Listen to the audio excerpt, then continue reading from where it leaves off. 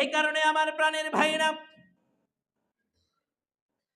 এই শ্রেষ্ঠ আমলের কথা, উত্তম আমলের কথা যদি বুঝে থাকেন, তাহলে আজকের আমার যে আলোচনা, এই আলোচনাটুকু বোঝা আপনাদের জন্য সহজ হয়ে যাবে।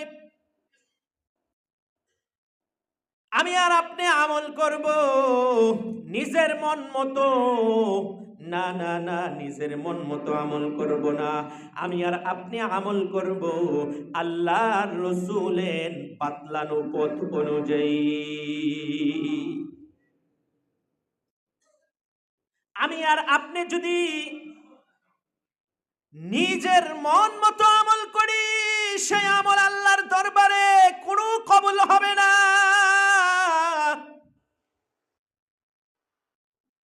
নিজ ইচ্ছায় নিজ মন মতো যদি আমল করি, ওই আমলে কাসির হবে, বেশি আমল হবে।